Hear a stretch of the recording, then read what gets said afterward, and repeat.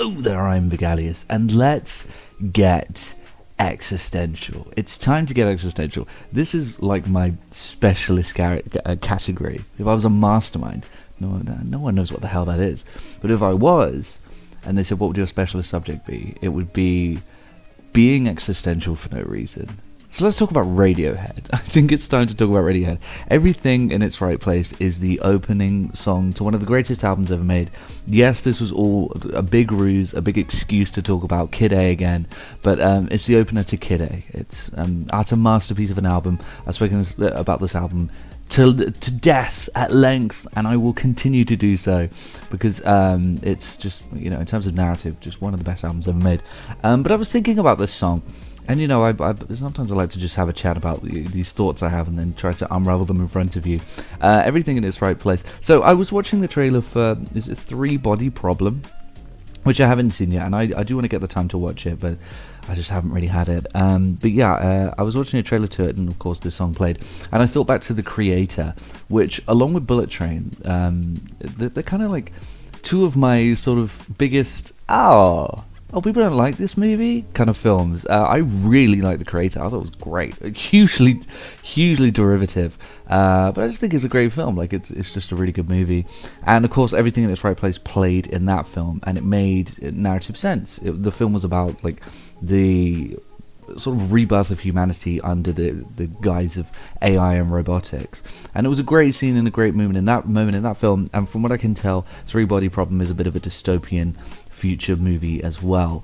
I think, from what I can tell, this song is having quite the resurgence. I mean, the Creator came out in 2023. This new show on Netflix, early 2024. I feel as though this song is having a resurgence. And I was thinking about it. I was like, why is everything in its right place finally getting the traction that, quite frankly, it deserves? I mean, even on the album, this was the album that housed songs that people know a lot more about, like Idiotech or the National Anthem, I would say was probably a more well-known one than that. In Limbo, that was a huge song at the time. All of these songs were far better known, even from this album, let alone the more sort of accessible music. So why everything in its right place? And I was thinking about it, and I thought, I guess it makes complete and utter total sense. And it kind of says a lot about us as a current society during the stage that we're in, where... Okay, so firstly, it's Y2K. The album was made in, 2001, I believe. The album was made in 2001, early 2000s. It's Y2K aesthetic. It feels very Y2K, very 2000s, kind of chilling and cold and robotic, because a lot of people were scared of Y2K at the time, which the anxiety of that brought with it a fear of robotics and stuff like that. And even in the year 2001, we had Stankonia, where, I love Stankonia stuff, one of the greatest rap albums of all time. And part of the beauty of that album is the interlinking little monologues in between some of the songs. They have these little skits, and all of them are they hit. Every single one hits. But there's one where a guy's drinking, he's saying that, and they're saying a computer can do my job twice as fast as I can. They say a computer can do my job better than I could damn do it. And there's a lot of that going on, during that era, like a lot of fear of this mechanical fiend. And that's, of course, it's not the inherent purpose of the song. It's not the narrative of the song, despite the fact that it gets mixed in with a time that felt that way, a sound that felt very of the era, where this very threatening feeling was being portrayed. Even though it came during that time, it's not a song about like fearing a mechanical future or anything like that. It's a song about being reborn into a world, and in doing so being stuck together and put together, everything in its right place, to create the perfect rebirth and the new person, the new life. And this is how it's done now, because we have all of these robotics and all of these processes. Of course, this was 2001 when this fear was very pervasive.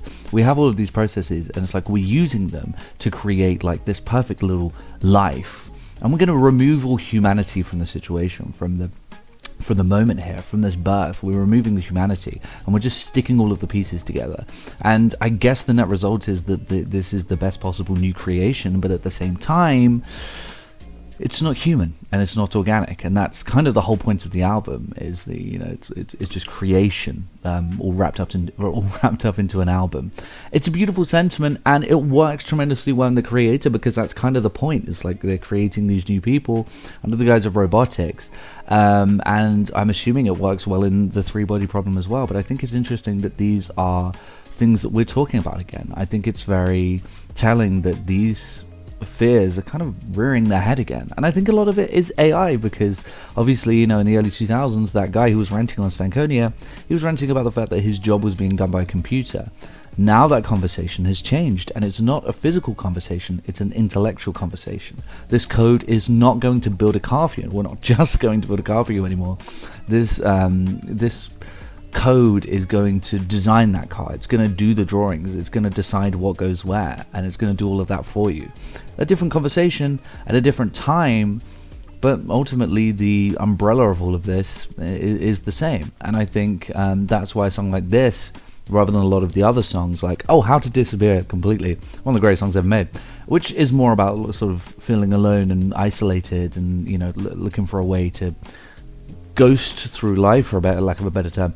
That's why songs like that aren't seeing the same resurgence, because people have found this gem that not only speaks to the past, but it speaks to now. And I think that bridge existing in music is, again, quite telling and quite interesting, because that bridge doesn't just exist in music, it exists culturally. And if it didn't exist culturally, then we wouldn't be drawing a line between it existing musically and it existing culturally. We wouldn't be able to do that if it wasn't a pervasive part of our lives. Clearly it is. And it matters to us. It matters to us now as much as it mattered to us then, if not more. I mean, the fact that we're not only listening to this song again, we're not only bringing the song to the future, or we're digging it up, we're digging it up. We're digging it up and making the effort to mix it and play with it. However, I will say that the cover in this Three Body Problem trailer is not good. Don't do that.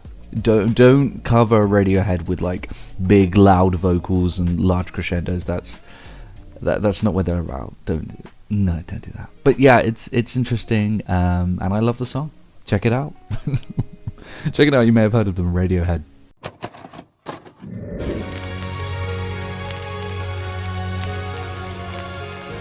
The PlayStation's only $149, and you can also get leading titles.